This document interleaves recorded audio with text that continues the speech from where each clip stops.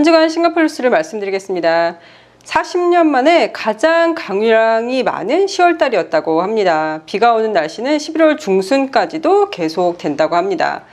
우기로 접어들고 있으니 아마 12월까지 계속 비가 올 것 같은데요. 그래도 다행인 거는 장마처럼 하루 종일 비가 내리는 게 아니니까 좀 괜찮은데, 대신 비가 오고 나서 굉장히 뜨거워지면 갑자기 막 굉장히 햇볕 쨍쨍 나고 그런 경우 있잖아요.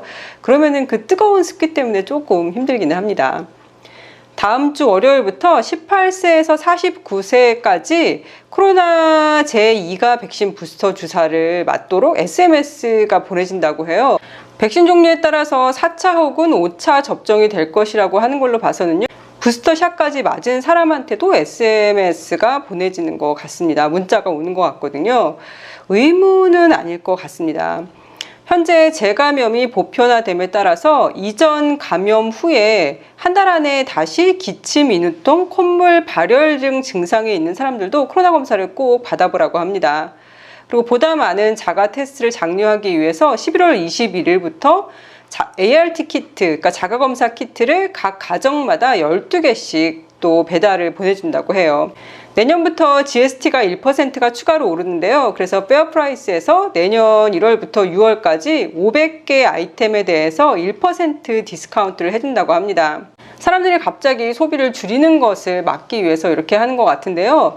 혹시 고가의 물건이 필요하신 분들은 내년에 GST 오르기 전에 올해 미리 사놓으시면 더 좋을 것 같습니다. 안 좋은 기상 상태, 오른 임금, 더 오른 석유 가격으로 인해서 생선 가격이 올랐다고 합니다.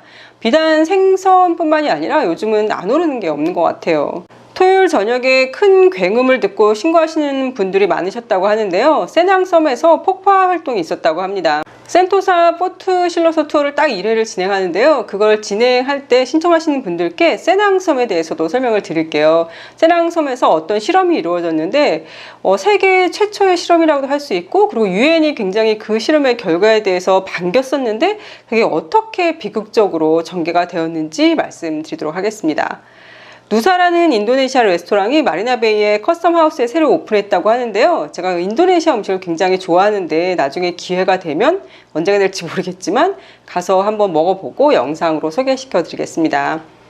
캐나다에서는 2025년까지 150만 명의 이민자를 받겠다고 발표를 했는데요. 캐나다 이민을 계획하시는 분들은 이번이 좋은 기회가 될 것 같습니다.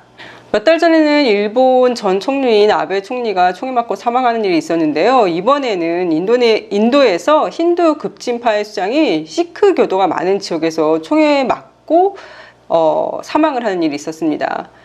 이거는 종교적인 문제라고 볼 수 있는데요. 모든 종교는 사랑을 얘기하지만 종교 때문에 전쟁이 끊이지 않는 것 같습니다.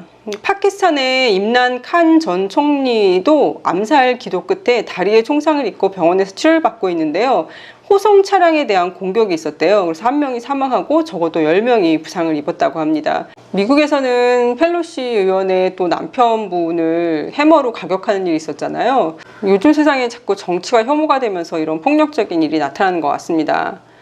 중동 지역이 기후변화로 인해 물 부족과 식량 부족, 그리고 더 뜨거워진 기후로 위기에 처해 있다는 기사가 있었는데요. 지구온난화가 빨리 멈추지 않으면 이건 비단 중동의 문제만이 아닐 것 같습니다. 유럽 또한 최근 30년 동안 다른 대륙이 더워지는 곳보다 더 2배 이상 뜨거워졌다고 합니다. 혹시 개구리 이야기 아시는지 모르겠는데요. 저는 이렇게 자꾸 지구온난화에 대한 뉴스가 조금씩 나오고 있잖아요. 그런데 이게 저희가 당장 실감할 수 없으니까 어떤 나라에서도, 각 나라에서도 마찬가지고 개인도 마찬가지고 뭔가 실천을 급진적으로 하지는 못하잖아요. 마음은 항상 있지만 뭐 조금밖에 못하고 하긴 하는데, 개구리 실험이 비이커에다 물을 이제 끓이고 그 물이 점점 이제 뜨거워지잖아요. 근데 한쪽에는 개구리를 찬물부터 넣었대요. 그리고 한쪽은 팔팔팔팔 끄고 있을 때 개구리를 넣었대요. 근데 팔팔팔팔 끓고 있는 곳에다 개구리를 넣었을 때 개구리가 깜짝 놀라서 튀어나왔고요. 그리고 찬물에다가 개구리를 처음부터 넣고 밑에서 불을 올려서 서서히 물을 데핀 곳에 있던 개구리는 결국은 죽었다고 합니다. 왜냐면 처음에 찬물에 있다가 물이 조금씩 데펴지면은 어느 정도 적응이 되는 거예요. 그럼 그 속에 계속 있다가 결국은 뜨거워져가지고 그 안에서 죽었다고 하거든요. 이 지구온난화 뉴스를 보면 저는 자꾸 그 개구리 실험이 생각이 납니다. 인류가 처음부터 찬물에 있던 그 개구리가 되지 않기를 바랍니다. 블루웨일은 하루에 1000만 개의 미세 플라스틱 조각을 먹는다고 합니다. 나머지 생선들도 마찬가지겠죠. 그리고 그 생선들은 또 저희가 섭취하는 거고요. 그리고 벌써 몇 년 전에 프랑스에서 한 실험에서 식수, 그러니까 상수도에서도 이미 미세 플라스틱이 많이 나온다고 하니까요. 아마 인간도 많이 먹고 있을 것 같습니다. 장하준 교수님의 새로운 책이 출간되었는데요. 한국어로 찾아보니까 아직 한국어로는 번역이 안 된 것 같더라고요. 이 책에서는 고추와 코코넛 그리고 도토리, 멸치에 이르기까지 음식에 대한 이야기가 노동, 자본주의, 복지국가와 같은 문제에 대한 보다 육감적인 토론으로 이어진다라고 소개가 되어 있는데요. 음식에 관심이 없는 사람은 거의 없기 때문에 어떤 사람들의 흥미와 호기심을 일으키기 위해서 경제적인 문제를 음식에 빗대어서 설명을 해주셨다고 해요. 모든 것은 경제 논리에 묶여 있다고 말씀하시면서 문학, 문화, 예술, 보통 사람들이 이거는 경제와 연결되지 않겠지라고 생각하는 모든 것들이 다 경제와 묶여 있다라고 말씀을 하시고 계세요.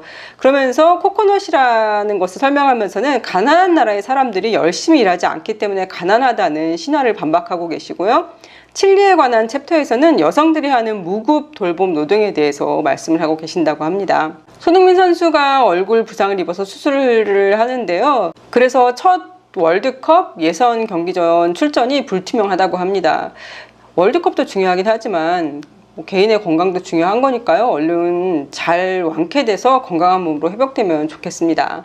북한도 또 계속 미사일을 쏘고 뭐 총으로 사격한다고 그러고 비행기로도 남쪽으로도 뭐 가까이 왔다고 이런 뉴스들이 계속 나오는데요. 한반도에 평화가 오면 좋겠습니다. 그럼 오늘도 건강하고 행복하세요.